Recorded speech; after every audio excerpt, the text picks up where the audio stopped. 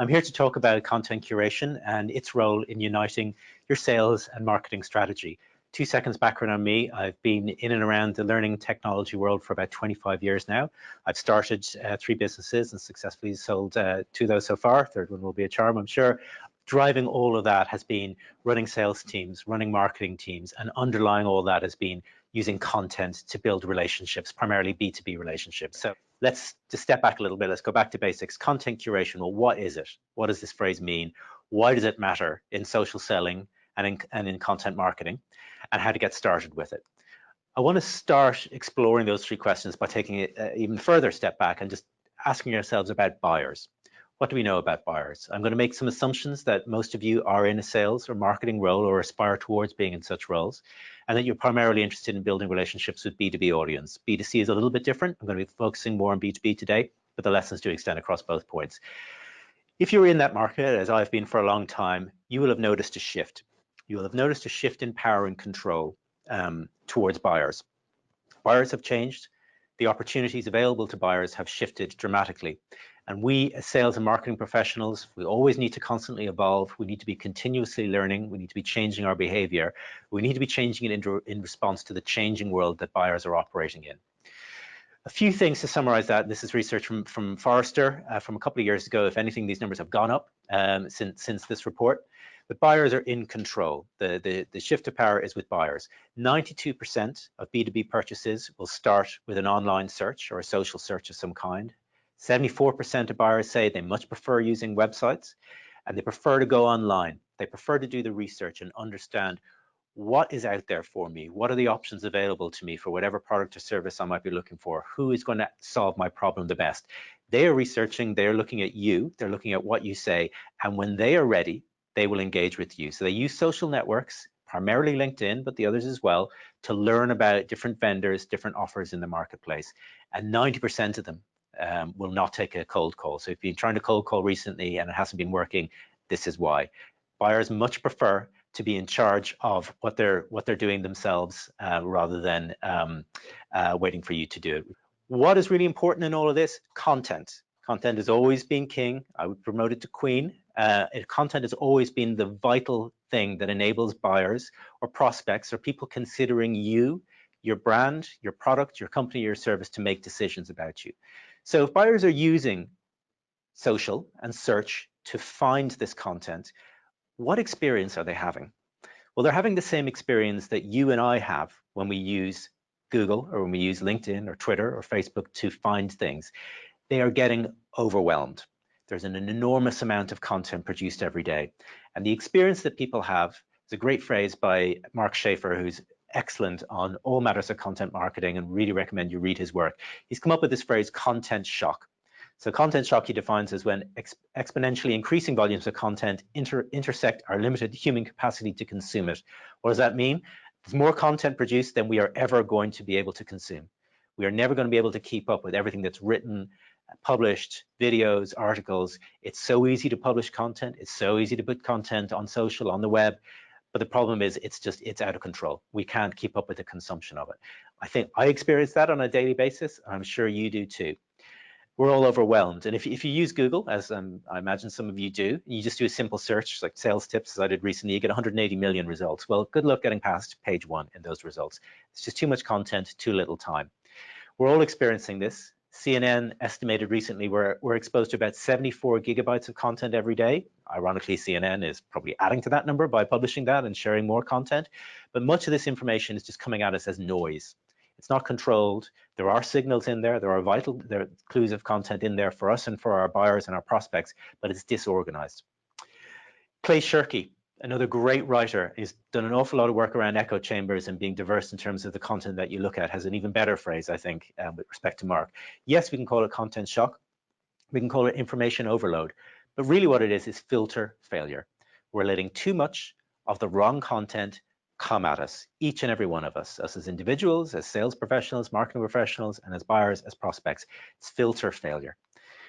Now, I don't want all that to sound depressing, that there's just too much content, there's nothing we can do about it, because I believe, and I've seen this work, that a filter failure or a content shock is a sales and marketing opportunity. Now, why is that? It is because buyers are having the same experience as us. Too much of the wrong content coming at them in LinkedIn, in their inboxes, in all of the social networks that they participate in. We can play a role in absorbing some of this content shock, reducing it for them. And we can play a role in ensuring that our buyers and our prospects and the people that we want to build trusted relationships on social networks get meaningful content, so that they get more signal and less noise. And if we do that, we help to build credibility and trust with them. We help to say to them, we know there's an awful lot of information out there. We don't want to just add to the landfill. We want to bring you relevant, timely, engaging content. And that's really what content curation is all about, is ensuring that you are acting as a trusted filter for your buyers and your prospects on social networks. It powers social selling. So I am going to get into what content curation is. I want to give it a context for you because I know so many of you are in sales roles and want to understand how sales and marketing support this concept of social selling. Social selling is powered by content curation. Let's just talk about social selling for a moment to give some context to that. So let's go back to that changing world I was speaking about, how buyers are more in control. Relationships, B2B relationships have changed dramatically. They're not transactional based. If your first move is buy my product, buy my service, you're going to get that kickback that you should probably expect if that's what you're leading with. It's about building relationships. It's about building one-to-one relationships over time with individuals. It's about educating and selling. And those of you who are in content marketing roles will know this really well. The content that really moves the needle for you is not content that's promotional. It's content that helps people understand an issue. It's where you share your insights, you share your best practices, and bring people on board through that. It's less about pitching and there's a time for that, of course, but you have to earn the right to do that. And you do that by listening first, seeking first to help and inform and educate, and seeking to sell and pitch later. So it's about listening and adding value. Really, all of that is what social selling is. So a definition of social selling, many of them are out there. LinkedIn, I think, have a particularly good one. Leveraging your social network to find the right prospects, build trusted relationships, and ultimately achieve your sales goals. So it is selling in a social network, but it's doing it differently. It is about building relationships with people through content, through information, through education. It's consultative selling at a scale. 4 steps to it in terms of LinkedIn model. Building a professional brand, who you are, who you stand for, what you believe in, and that's a lot of that is to do with the content that you share, and I'll come on to that in a little while. Connecting with the right people. Obviously, you need to be targeting the people who are most likely to engage with you, your target clients, your target audience, and there's lots of tools to help you to do that. There's a whole separate module on about finding an audience and building a module, which is in the Academy, which I'd really recommend you have a look at. Engaging with insights. So you find people, you do the work to build those, to identify who you want to build a relationship with. Now the hard work starts. What have you got to share with them? What have you got to say to them that will make them believe that you are a trusted, credible authority, an expert, a consultant who will help them? And that is how you build relationships. So engaging with insights and building relationships is a circular activity that you do over time. Those 4 steps are powered by content. Okay, what we share on these social networks, primarily LinkedIn, is what will help people understand that we are worth connecting with, that we have insights that are worth listening to, and that we have a relationship that is worth developing. So content underpins it all. Social selling works, many stats to support that. I'm going to share a book at the end of this that has lots of case studies and examples, but just to pick some highlighted stats, these are from HubSpot. Again, really echoing kind of the converse of what Forrester is saying, is that B2B buyers, 75% of them will use social media to engage on buying decisions. They're asking their peers, they're asking their colleagues, what do you think? Who's out there that's worth engaging with? You're 5 times more likely to get results if you engage and you share insights about your business and your industry, okay? Not just about your product, not about jumping to the pitch, but sharing insights to show that you understand the industry that you're working in and the trends in that industry. Social makes a huge difference on getting buying decisions. 82% of vendors saying that it has an impact on them. And you're far more likely to outperform your peers if you're using social media correctly to identify opportunities, build those relationships, and engage with insights. So it works. I won't overlabor the point. Okay, so social selling works. Content powers social selling. What type of content are we supposed to be sharing to build these relationships and engage these insights? Well, let me start by answering the opposite question. Here's what won't work. If you share content that's just not relevant, that it just doesn't matter to buyers, it's just not in their industry, it's not in their space, it's not solving their problems, that won't help. In fact, it's possible to do an awful lot of damage to your professional brand at scale if you share the wrong things at the wrong time. Content that pushes too quickly for a next step. You know, we've all had this. Someone connects with us on LinkedIn, and the next thing you get is a message saying, buy my product, or, you know, a slightly dressed up way of saying, let's have a meeting. Well, I want to show you what I'm doing. Da, da, da, da, da. All of those things are pushing too quickly. This is a long game. And if you go straight into that pitch mode too quickly, you will switch people off. You've seen it happen. If the content is unclear, if it's all about you, if it's seller-centric, if it's just purely promotional or overt marketing, or if it's just overly generic, if it's just not specific enough and it's already been shared a lot already, these are things that will not help you build trusted relationships with people and engage with insights. The content that will help you is content that is timely, relevant, and engaging. Relevance and engaging are subjective. Those are in the eye of the beholder or in the eye of the buyer, which is why we need to understand our buyers and prospects very, very well to understand what relevance and engagement means for them. Timely is, of course, self-explanatory. You want to be in the early stages of people sharing content or getting out there first before it proverbially jumps the shark. You want to get in there early on with it. So timely, relevant, engaging. Those are your watchwords for the content that you should be sharing on social networks.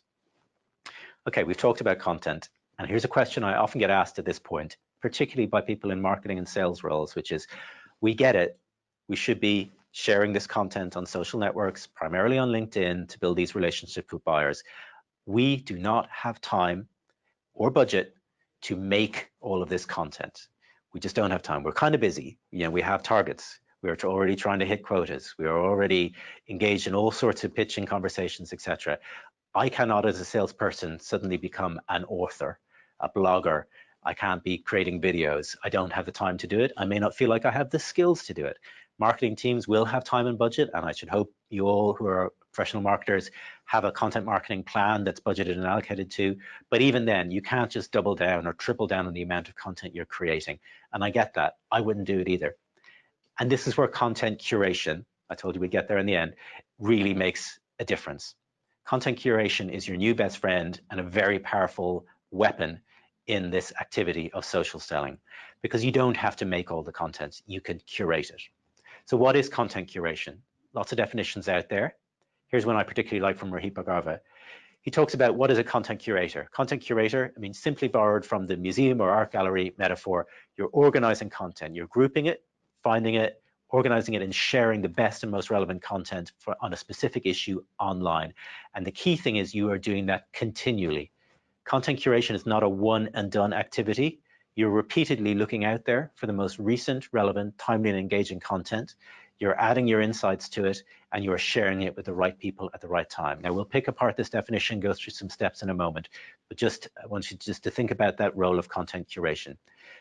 There's a balance in terms of the content that you should share to achieve your social selling and content marketing rules. It's not all of one, it's not all of the other. So created content that you have made within your organization versus curated content.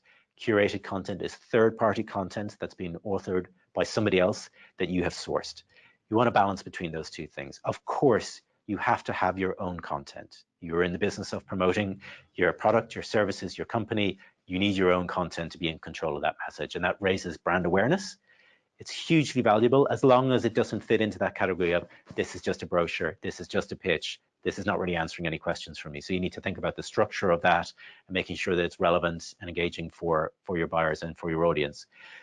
But even if you do those two things, you cannot cover all the needs and interests that your buyers have. That is a moving target. New things happen every day in every industry. There are 3 million blog posts, if not more, published every day. Some of those will be relevant to your buyers. Budget and time prevents you from answering every single question that your buyers could possibly have.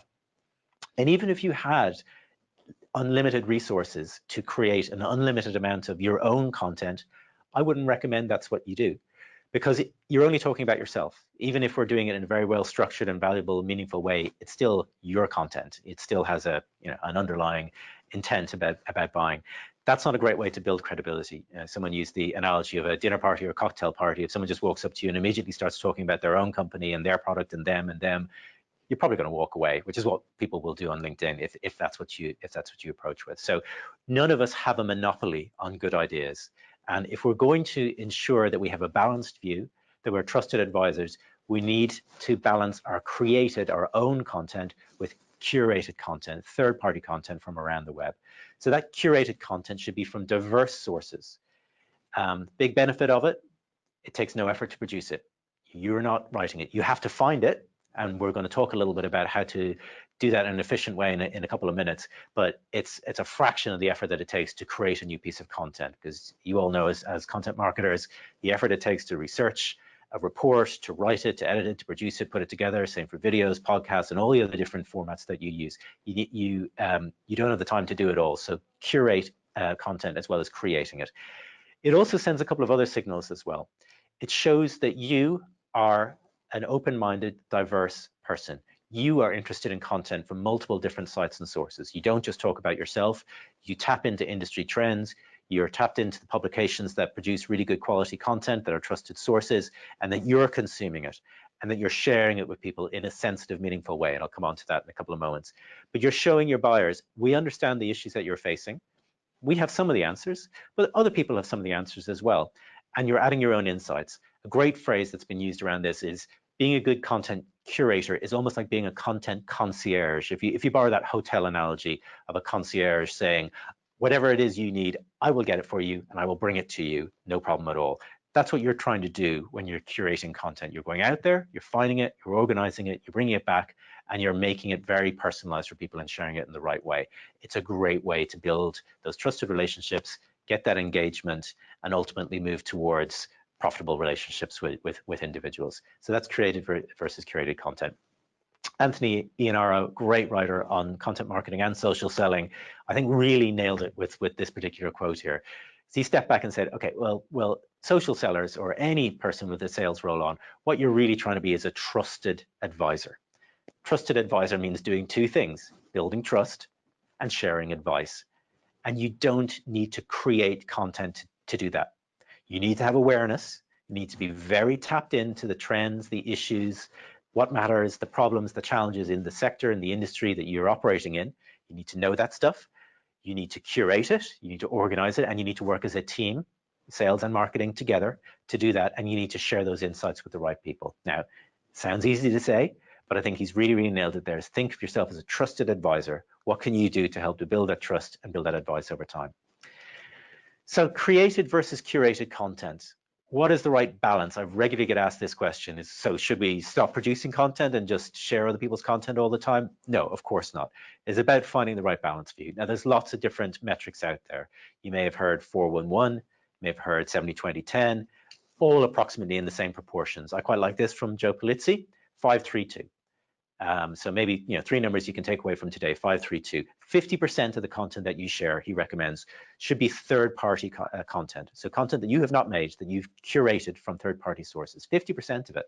So for many of you, that might be quite a shift. If you think about what you're sharing on LinkedIn right now, or Twitter, or on other social networks, would you say that 50% of that content is not your content? If not, have a look at that and think about addressing that balance. 30% of it should be yours. Should be your own content. You have to get your own name out there. You have to promote your product, your brand, your services, of course.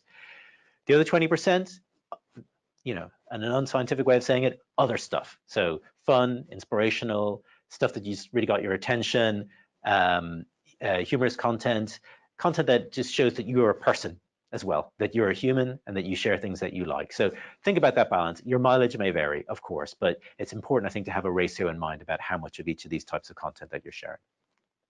All right, so if I'm now saying that 50% of your content should be curated content, let me anticipate a question that might be coming through. So where is this content? How do I curate this content? And then what do I do with it when I find it? So let's dig into that in a little bit more detail. So we have Rohit's definition of content curation, about going out, grouping, finding content, and organizing it.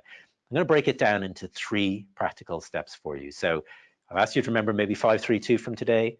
I'll ask you to remember 3 more words from today, and that's all you take away. I'll be very happy. Seek, sense, share. These are 3 great steps for content curation from a framework by a guy called Harold Jarkey, who's a good friend of mine and is a really great guy when it comes to talking about this stuff. Seek, about finding that content, the relevant, timely, useful, engaging content for your audience. Making sense of it. Obviously, you need to consume the content yourself, understand it, listen to it, read it. And and then share it. Put it where it matters. Go where the traffic is, go where your audience are already spending their time. So seek, send, share. Let's look at each of these in a little bit more detail. So seeking content. To seek, we must first understand. We need to understand our buyers. What are the challenges that our buyers are facing? What are they reading? Where are they going to get insights right now? What are they engaging with? What do they respond to? What do they add to the discussion of on LinkedIn or Twitter? What do they like? What do they share with other people? What you share is a really good signal for what you value, which we'll come on to talk to in a little bit more detail. What groups are they in primarily in LinkedIn, but elsewhere as well? You need to understand all of that. Really at the core of this is building personas. And I know you know about building personas already. We could do a whole hour on what it takes to do that, but do build them. Do work as sales and marketing teams together to try to get a very, very clear picture of who your buyers are. And they may be at different levels. There may be different stakeholder groups in different organizations. Their profiles might be quite different. You need to draw that profile. You need to have a very clear mental image of who they are, and you need that to be backed by data. And we'll talk about a couple of tools that can help you to do that as well. Understand your buyers first. Don't start sharing things until you know it's landing with the right people because they are interested in it. Look at the types of content that engage them. There's a whole range of content types that can be created or curated, from detailed reports, from academic journals, from short videos, podcasts, quizzes, PDFs, etc. You know that you can run the full gamut there. Share the formats of content that you already see that your buyers are engaging with and responding to well. Once you have that sense of who they are, what the challenges are, and to borrow a phrase from Jay Baer, how you can be the best answer to the questions that they have, then you can start seeking the content. But when you do, make sure that you don't give yourself content shock, to go back to that phrase. Don't just browse. Don't just say, okay, well, they're on LinkedIn. I'll just go and get this content from LinkedIn by just flicking through my LinkedIn feed and finding it and then sharing it. That's going to be overwhelming for you, as you already know by doing that. Same on Twitter, and absolutely on Google or any search engine that you use. You're going to get overwhelmed with information. And if you're sharing stuff without really having a pattern or having a structure to it, you're going to find yourself going down a rabbit hole. I guarantee you will find yourself looking at a cat video and thinking, how did I get here? It happens to us all using the internet. It will happen if you start searching for content like this as well. Use tools. There are plenty of tools out there that will help accelerate the seek part of this process. I'm going to highlight 4.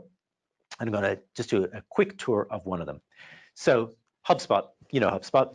They have a great content strategy tool. Helps you to create content around the topics that your customers are interested in. So you can use their tool to identify good content that will engage with your customers, and they have a great blog as well. And they're a great example of a content marketing powerhouse that is really, really good at this. And they run a great sales blog as well. Read what they have to say, always important. BuzzSumo, a company I helped to set up, it's a tool that helps you to analyze what content is popular in any particular industry, how well shared the content has been across social networks. So remember, the more someone shares content, the more they're effectively voting for it. They're giving a signal of value to it. So if you want to analyze which content is most shared, it's a great tool to use for that.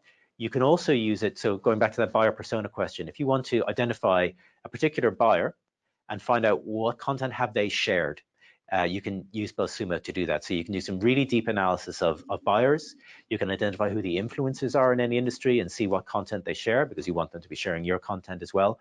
So great tool for doing some data-driven analysis to help you make better informed decisions about the content that you create or the content that you curate. Anders Pink, my company, we're totally focused on content curation. So we have a tool, I'll show it to you in a couple of moments, that enables you to set up what we call briefings.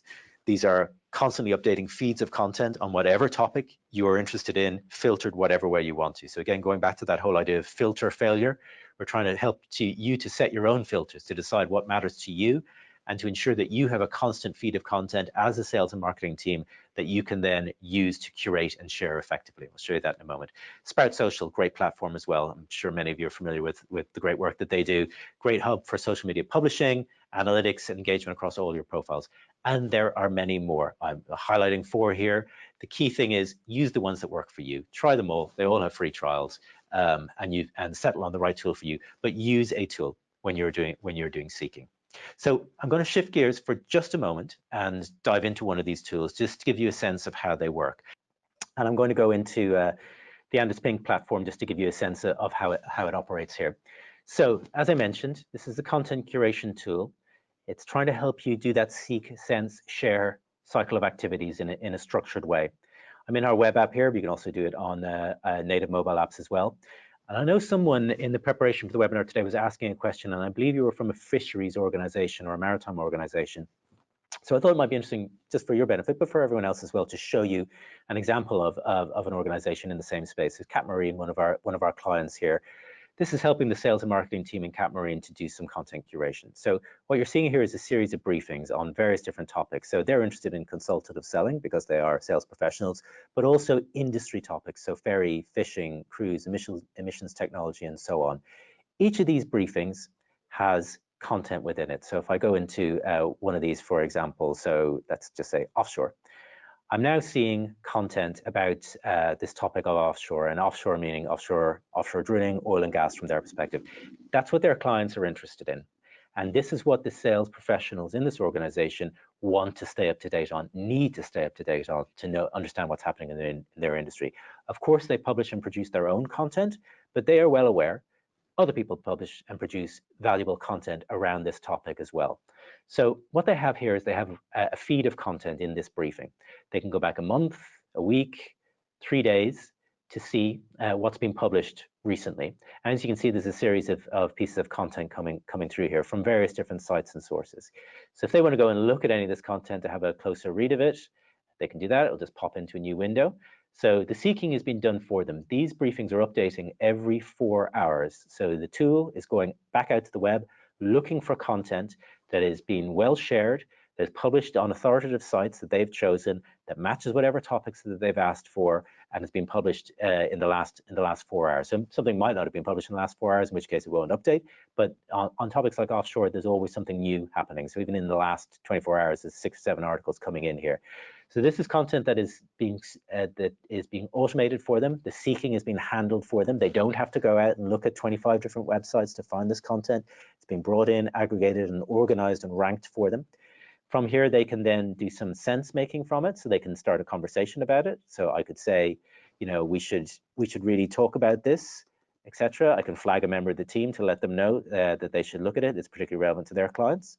I can save it if I want to build a little library of what I think is really good evergreen content that I might want to come back to, or track what my competitors are doing or saying. I can do all of that as well. And of course, I can share it. So I can share it to all the main social networks, and then doing that, add my insights and my thoughts as I do that as well. So it's handling some of that seek, sense sharing for me as well. And I can also train it over time to say, I want to see more like this. I want to see less like this as well. In the background, what's happening here is, you know, so I talked about filter failure and how important it is to get the right content for you. This client has said, we don't want to just see content from everywhere on offshore drilling, because that's no better than going to Google and looking for it.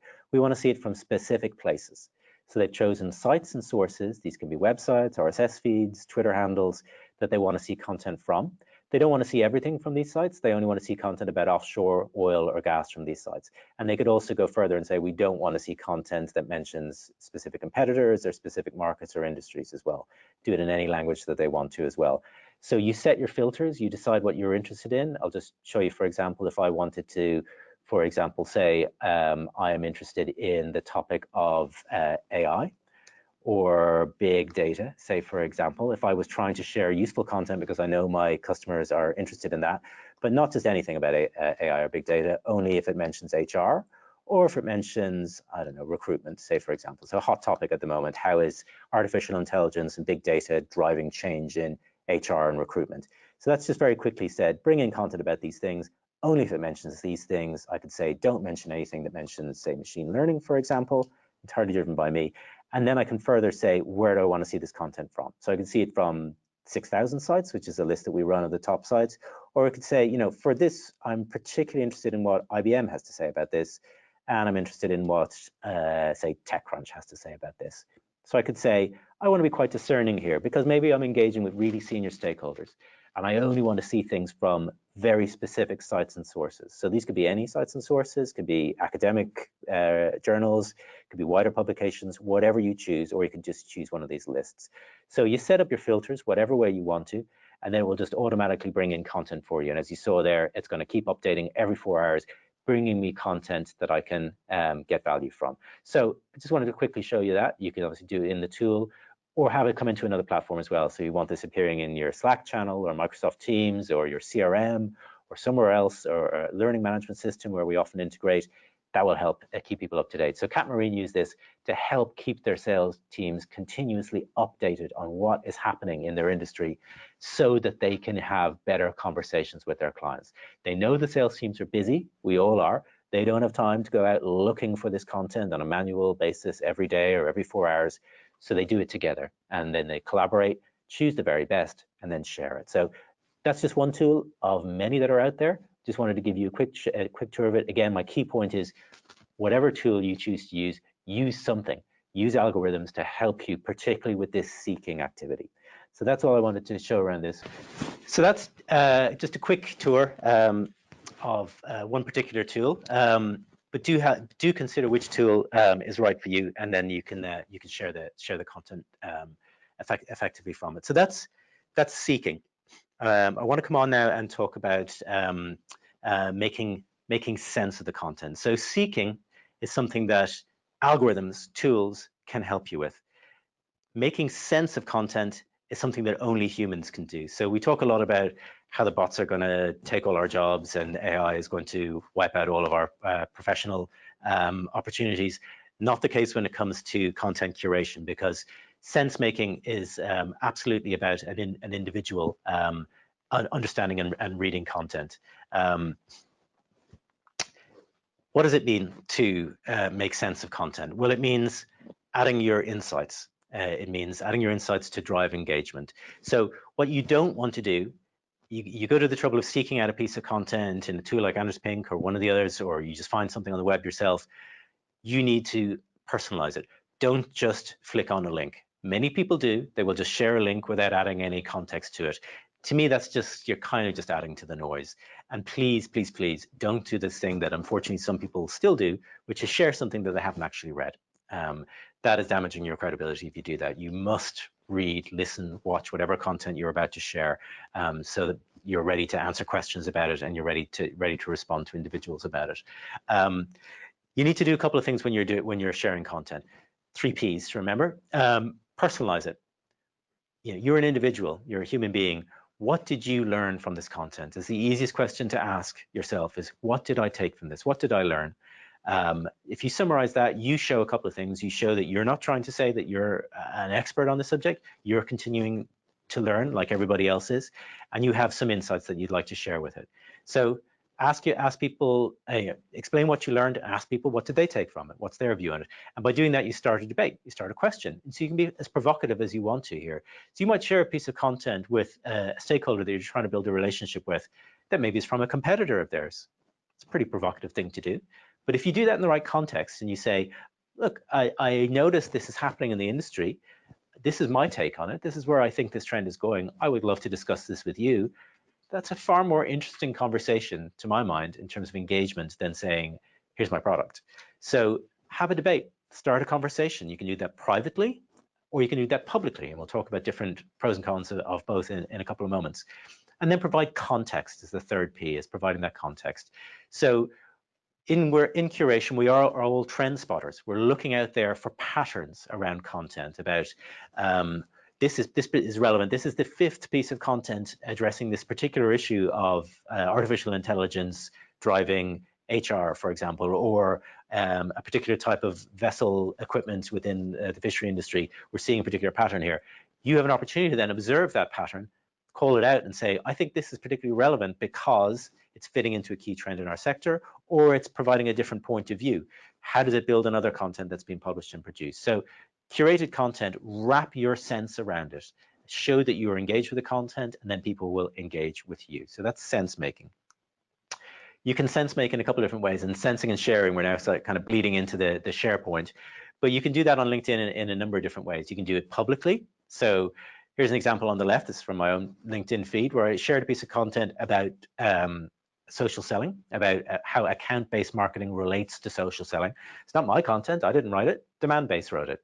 Really, really good piece of research. I shared it. I added some thoughts around it, particularly called out one about frequency. Key thing to look at here is I didn't write a 500-word blog post about it. I wrote a paragraph. Okay, so it does not take long to do this. You know, you've read the report, you have an insight, you share it. You can share it with individuals, you can share it as a public post on your LinkedIn feed. I personally like to call out individuals who I think will be particularly interested in this, people I'm trying to build a relationship with, but I'm constantly sharing content with them. So that's the public one on the left. You can also do it privately. So on the right, this is a private LinkedIn message that I sent to somebody, shared a specific piece of content with them. Again, it's curated content from the web. It's about their sector. They work in ed tech. It's a case study. And I shared a little bit about the case study. I said, this is interesting based on what you said in the past.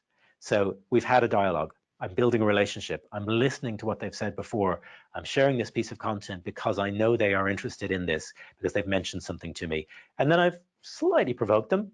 I've said, you know, maybe you should be doing something like this. It'd be great to see you guys follow the lead of Estonia in this particular case. So I don't know how provocative that is, depends on the tone in which you do it. But you're trying to say, here, I'm trying to help you. I'm giving you some advice and information. I'm not asking you to buy anything. I'm not even trying to get into that conversation because I'm building a relationship.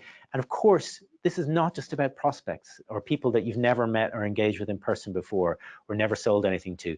This is part of account-based marketing and selling as well. You do this for the people that you already have relationships with, who have already invested trust with you because they've bought something from you.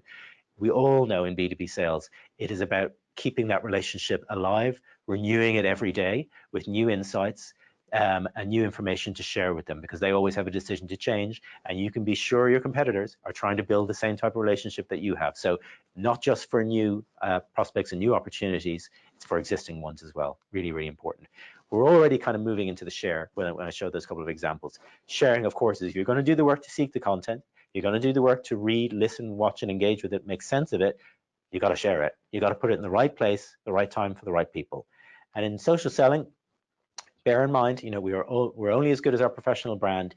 And I really like it. If you haven't read this book, really recommend it. Deep dive into the phenomenon of social theory. But it's just a great title, I think. You Are What You Share, by Charles Leadbeater. What we share signals what we place value in. If I'm sharing something and I'm doing it with some meaning, I'm saying, I think this is good and I think it is worth your attention. That is why I am sharing it. You're asking people to take time to have a look at it and engage with not just the content, but your thoughts and your insights around it as well. It is your trust. It is the currency of trust on social networks is what you share, and it's your expertise on show.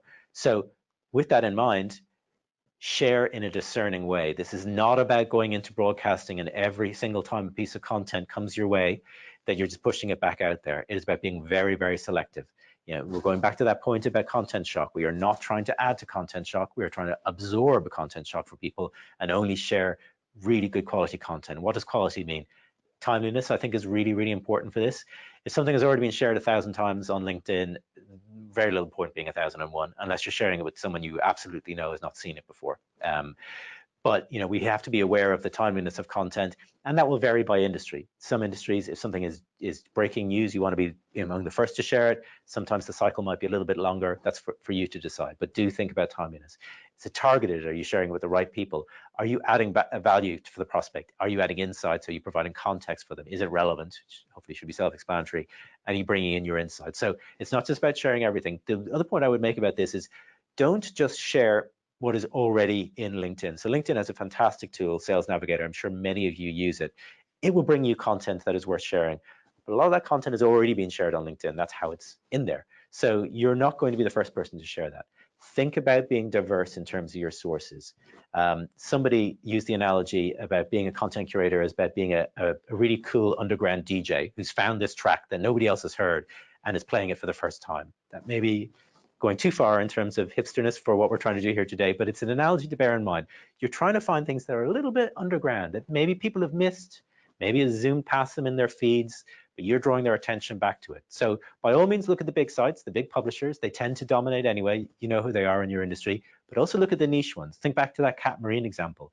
You know, they've picked out very specific academic publications that they think are high quality, high authority for their audience.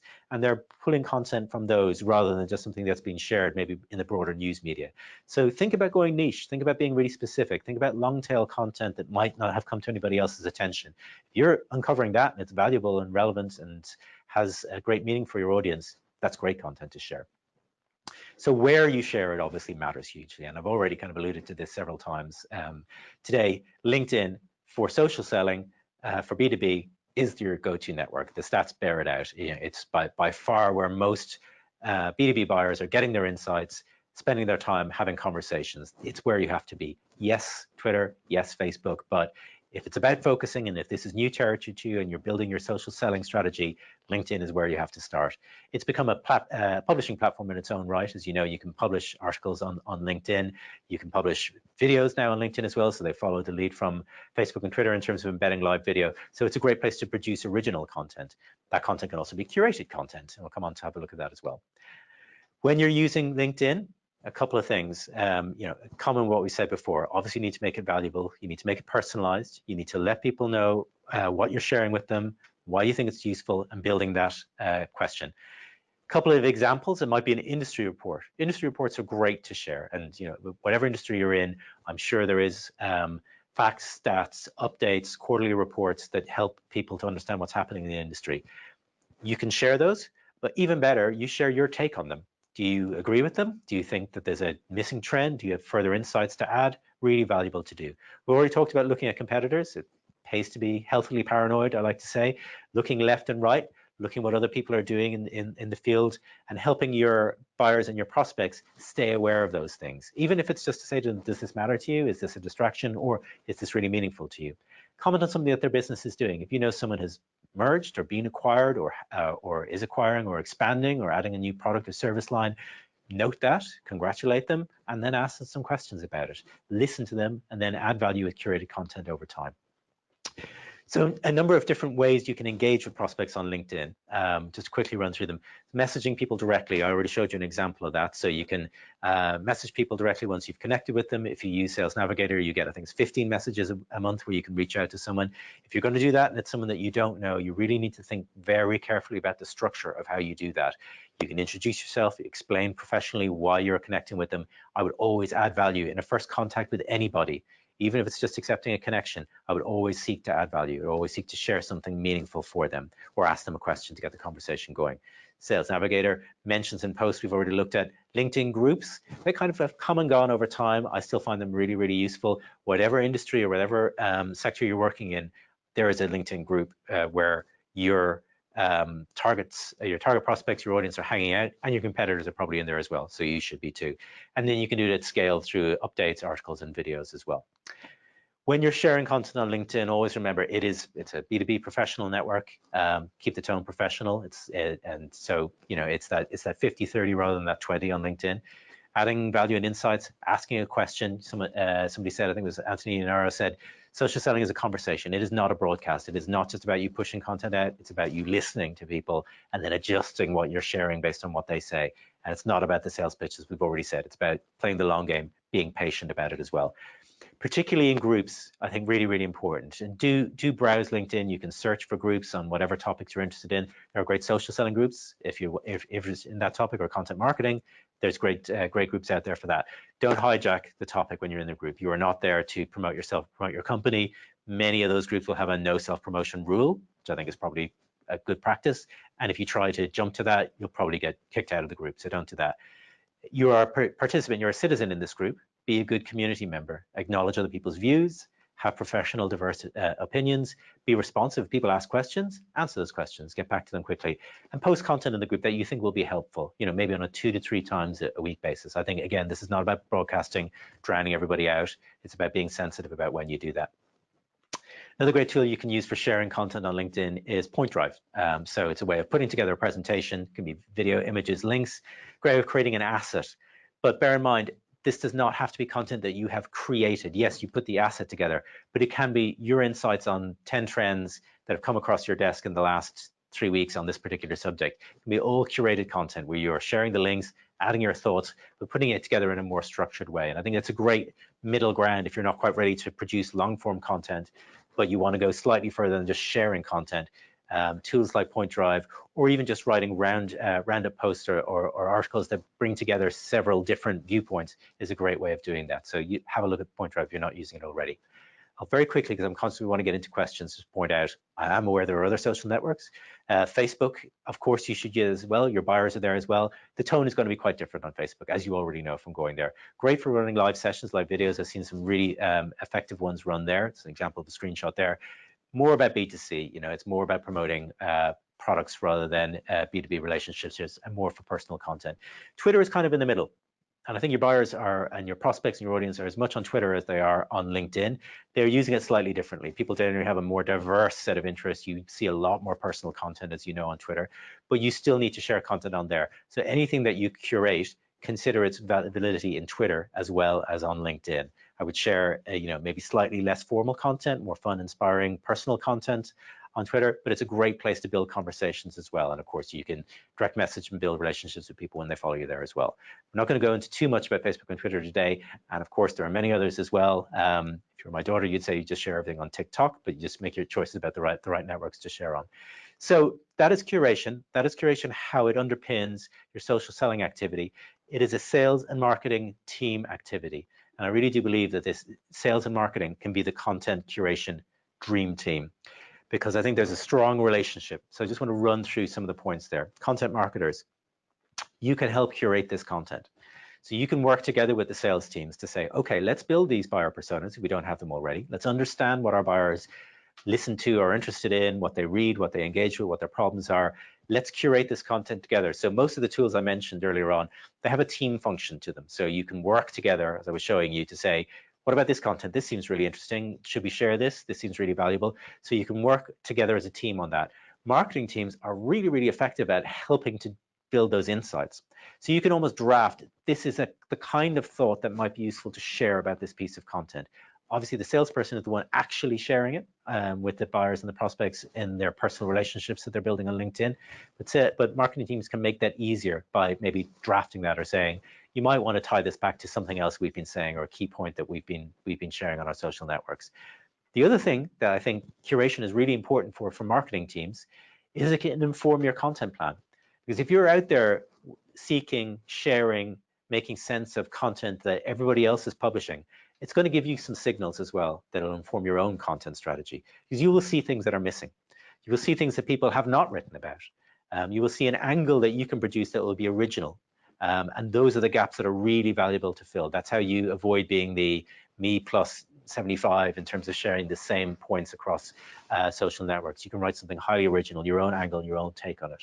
It is also a great way, and something I've done a lot of, is you can do roundup posts. If you just did a monthly, here is the top 8, 10 pieces of content in leadership that we've reviewed this month, here's our take on it. You're providing an incredible service. It's back to that whole concierge idea. Is if you miss these 10 things, don't worry, we've got them for you. And here's our take on them as well. Pull that together into a simple post, share that. That's a great combination of, that's an original asset that you've produced because it's yours, but it's curated content with your insights in it. So I think those are still really valuable years later in terms of part of a strategy.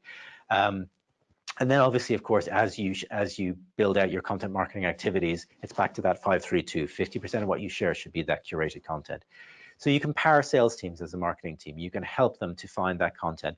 Sales teams, of course, being right up close to the customer and right up close to the buyer, can help to brief the content marketing team, help them understand what are the types of audiences that they want to engage with, what their personas are, help to build out those personas, and then give feedback.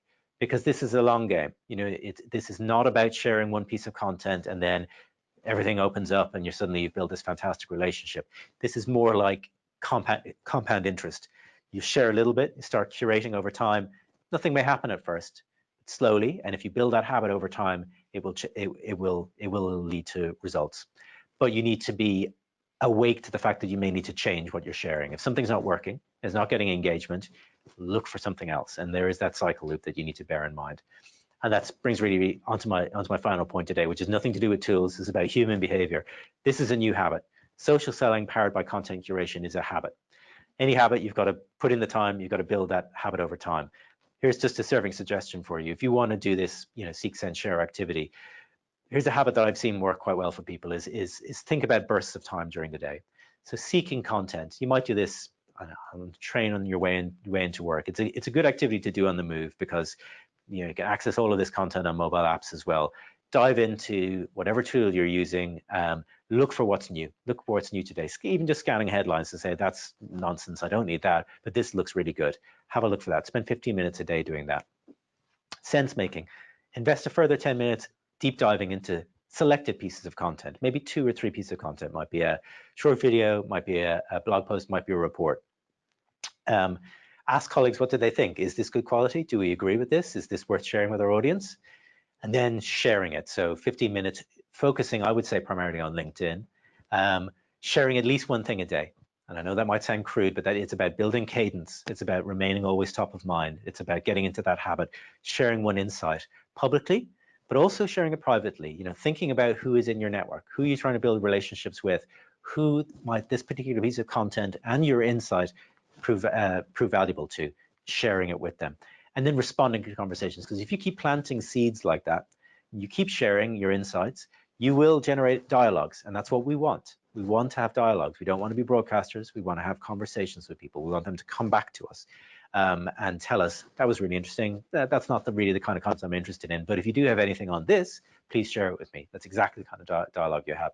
So, you know, whether you can spare 40 minutes a day, that's a question to ask yourself, and you may have to find your own right rhythm. But I think as modern sales and marketing professionals, these are habits that we really need to build, and be patient about them. You will get results over time. The key thing though, like any habit, is start.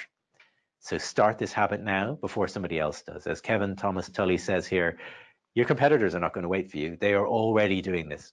They're already, if your customers are active in social networks, which I'm sure they are, they're talking to somebody. Let's just make sure it's you. So I hope after today's session, if it's not you already, it will become you very, very quickly. So a couple of things before we shift into listening to your questions and answering those. There's more about this. I've written a book about social selling and content curation, and there's a lot in it about content marketing and content curation as well. So it's got tips, case studies, more step-by-step detail than we've gone into today, free for you in your membership library. So have a look, download it, see what you think, give us some feedback. If you want to use Andrews Pink, get in contact with me in terms of a tool. Happy to sort you out and set you up with a free access to that to get you started. You've got all my details there. AndrewsPink.com is the easiest way to find me. And let's get into your questions. I hope that was helpful. Thank you. Hi, Stephen. Thank you very much for a great webinar. And we've lots and lots of questions for you today. So we'll start rattling through them. The first one is from Anil, and they are asking, is it legal to use the content from other sources without giving the source details? You should always cite your source. You should never, ever pass off content as your own if you haven't produced it. Just, you know, it's good human practice, I think. Is it legal to share it? Absolutely. If it's public domain content and it's out there on the web, as long as you're sharing it and saying, I read this from wherever it might be, Harvard, Wired, whatever publication, and I really recommend you have a look at it. All you're doing is sharing a link in the same way that you discovered the content on Google. The things that you should never share are things that are behind a paywall that someone can't get access to. I mean, you can share the link, but they're going to get frustrated because they're going to hit a, you must sign in, you must register to do that, unless you think they're happy to do it.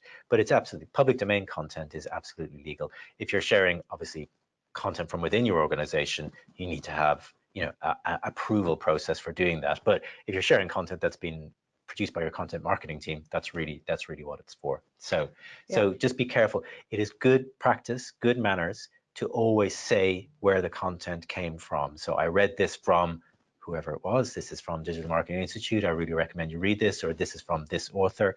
A really nice thing to do is to thank the author and mention them when you are sharing it as well. And that has kind of a double loop effect. It shows that you are acknowledging that you read this from another source, but you might also build a relationship with the author who may well be an influencer in the field as well. So good practice and good manners to do that. I have a section in the book about citations, which is Anil might be interested in having a look at in more detail. Oh, perfect. Because I suppose at the minute, authenticity and transparency are really absolutely in demand. Absolutely. Never, ever, ever pass someone else's content off as your own. And that's the, hopefully that rule is true in life as much as it is in social selling and content marketing. Absolutely. And we all want to be best practice. Absolutely. Dan is asking, when using the method, this method, content curation, how do you set targets for sales, likes, and shares to evaluate it properly? It's a great question, you know, and as someone said, sales and likes and shares do not equal dollars, and they're absolutely right about that. But I do think you need to have some metrics in place around that. I do talk a little bit about that in the book. My view is if you're starting this out, do not worry about those metrics. Worry about the habit of doing it. So measure your own sharing. You know, am I doing this every day? Am I going out there with content? Am I making the effort? Because it is effort. I'm not going to say this is, you know, super easy to do. You've got to take the time to think about who do I want to build a relationship with? Who should I be targeting? What should I be saying about this content? You want that to be quite considered when you're doing it as well. But I would say set metrics for yourself first and as a team to say, we will, every one of us, share a piece of content with someone every day. And then next week, we'll maybe share 2 pieces of content. I would worry less about what happens to that content afterwards. Because bear in mind, a lot of this, and this is where social selling is a little bit different from content marketing, or a lot different actually, a lot of your social selling sharing activity is going to be one-to-one. So you're going to be building a relationship with maybe one person. Maybe you have said, this is a client I really want to build a relationship with. I've done my stakeholder mapping. This is the right person for me to build a relationship with. So it's about quality. It's about building the relationship with them. So if they are responding to you, they may be doing it on a direct message basis. And as someone else has said, is the social selling cycle stops when they say, here's my email address, or here's my number. Let's now get into a conversation. So that is the ultimate validity of it. It's not about the quantity of likes or shares you get, I think, particularly for social selling. It's about the building the relationship with the right people. So yes, important for content marketers to have those metrics in mind and think about how much engagement they get with the content. BuzzSumo is a great tool for tracking that. You can do some benchmarking in there, comparing it to your peers and seeing how well shared is your content versus theirs. Social sellers, I would worry less about that. I would worry about or focus on building the relationships with the right people and let that relationship happen on a one-to-one basis. Fantastic advice. Let's see, we have Marco here who is asking if you can advise what are the right places for sharing the content as part of groups. There is an issue with who's following and who isn't. So this is referring primarily to social media following. In terms of groups, did you yes, say? So social network groups. Okay, so I would go back. I don't know what industry you're in, Marco, but I would, as part of understanding your buyers, I would look at where they spend their time. I made a statement during the session about primarily for most B2B buyers and audiences, LinkedIn is going to be where you will find the audiences. If you are going to focus your social selling strategy and actions, LinkedIn is where you should be. I'm not sure if the question means in specific groups in LinkedIn. If that's part of what Marco is driving at there, you can search groups on LinkedIn very easily. You can just put in keywords and it will show you which groups match whatever those keywords are. I would go into each of those groups, have a look at who is in them, have a look at how active they are. You know, there were a lot of groups set up early days LinkedIn that kind of faded away. So you want to make sure that the group is active. And make sure that the membership of it is growing, you know, there's no harm in joining many groups. It's just there's only so many you're going to be able to maintain a kind of a genuine participation in. So you can dip into several of them, see what's working, see what the quality of the conversation is in there, see if the right people are in there, and then make decisions about that. But I would say LinkedIn groups are a great place to start conversations and see them. What we're trying to do, of course, is move to individual relationships. So you want to, over time, when you feel it's right, you know, message people directly in the group and say, you've been really interested in what you're saying, I'd love to talk to you a little bit more. The key thing to making sure that doesn't come across as overly pitching or overly selling is you do it when you feel you've earned their trust. And I can't give hard and fast rules about that. That's for you to know and for you to get a sense of as you interact with people. But it's about kind of playing the long game around that as well. Yeah. So basically doing a bit of research into these groups. Do your research on the groups. And definitely. Making sure that you're investing your time and putting your efforts to the best possible in the right use. ones. Yeah, excellent. So Dan says, where would you rate Google Alerts in this space? Yeah, Google Alerts is a great tool to help you stay up to date. So anyone who hasn't used Google Alerts, you can specify keywords that you want to stay up to date on, specify a frequency of them. I find that they can be slightly overwhelming. If you set up too many of them, you will get a lot of general news media content. If you're trying to keep abreast of kind of the wider, top things from, I don't know, BBC, Guardian, big websites, really handy for doing that as well. If you want to go deeper into specific industries, like think back to that cat marine example, if they set up a Google Alerts for, I don't know, fishing or waterways or vessel technology, they're going to get kind of big mainstream articles. Whereas I think, again, I won't overplay that underground DJ analogy, but we're looking for quite specific content here. This is going to be, you want to be quite discerning about it. So it's a good, if you're thinking about a funnel, absolutely set them up so you're keeping track of the big stories that are happening, but I think you want to have a more kind of refined view on it than what you'll purely get from Google Alerts. But they're free, use them, test them out. And I would say that's true of all the tools we talked about here today. Is there's no one holy grail tool that will do all this for you. Some people might like to say that there is. Try them all, see what works for you, see what you feel right with as a team, and then make your choice about which one should be in your stack. I think the next question falls on nicely there in the scope of tools. So PJ has actually just set up a digital marketing company, and he's looking for advice or options on what free tools are out there, and I suppose any guidance on what are the best free tools versus paid tools. Yeah, okay.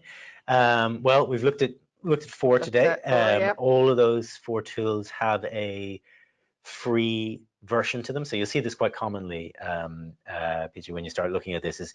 There's a kind of a freemium model out there. There's a lot of people that will allow you to do a fairly limited amount of things with the free version of their tool, and then will ask you to step into a paid version if you want to do it on scale. That's true for us, true for BuzzSumo, true for Sprout Social as well.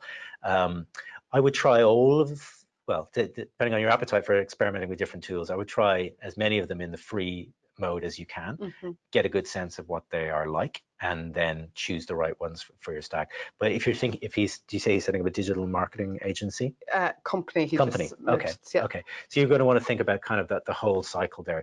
Curation is absolutely a key part of that. So we looked at 4 tools today, but you're also going to want to think about social media scheduling. How are you going to manage what you publish on different networks, some of which you might want to automate and schedule over time. So tools like Buffer or Octopost or Ask Edgar are great for doing that as well. And you're going to want something that will help you to track performance of your content. So, we've looked at kind of one angle of that today, but there's really a suite of tools to think about going across the board there. Absolutely. Philippa has asked, is there any advice on how to filter fake news? So the flip side of Google Alerts. It's the story of our time, isn't it? Yeah. Block it out as much as you can. So one way to manage it, and I'm really pleased she's using the word filter there, is I'll take Annasping for example. So the way many of our clients use it is they will only let content in from certain sites and sources. So by definition, you are filtering because you are only looking at specific domains or RSS feeds that you have chosen as relevant to you. Now, is there a risk that some academic publication could publish fake news? Of course, but it's highly less likely than getting it from kind of broader mainstream social media.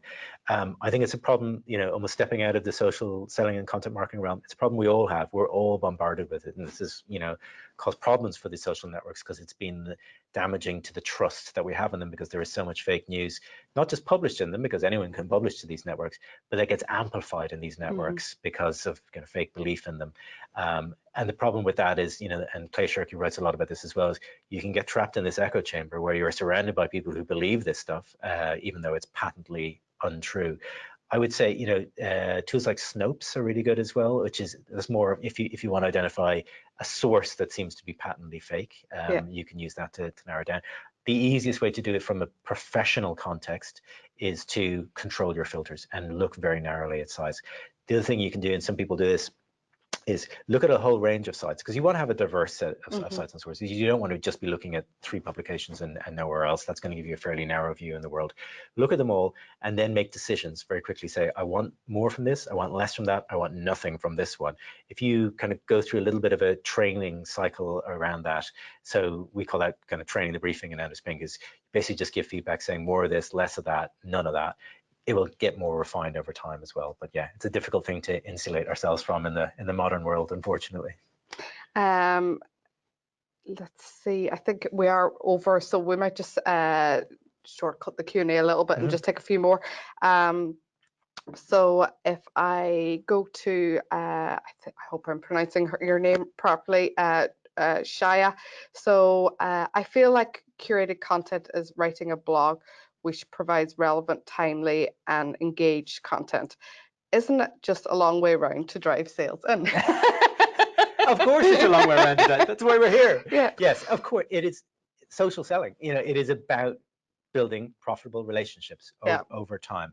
But it has to be a long way around because B2B relationships take a long time to establish. It is not the only thing you do to build those relationships. Of course, you need to do all the other account-based marketing activities that you would otherwise do. You need to run your own events. You need to run webinars like this. You need to have a whole strategy for how you're going to build those relationships with people.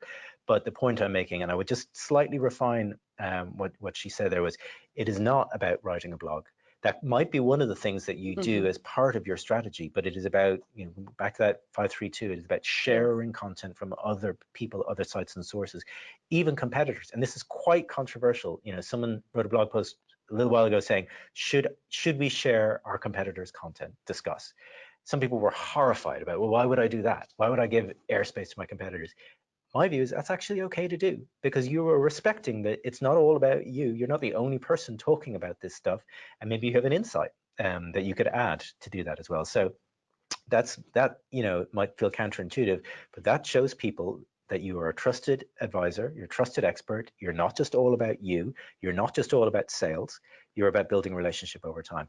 Of course, that's where we want to get to. That's why we were all in business in the first place, is we want to drive great relationships with people that lead to revenue over time. So it's part of the strategy for getting there. And actually, I can't find the question now, but I did see it come in. And since we're speaking about tone, I think it's an interesting one to follow on from. Somebody had asked the question earlier saying that whenever they were sending out content, they were doing it in quite a jokey, jovial way. It was the tone of them and their business. Yep. However, they were asking, does that contradict or cause some sort of issues with positioning themselves as a professional standard?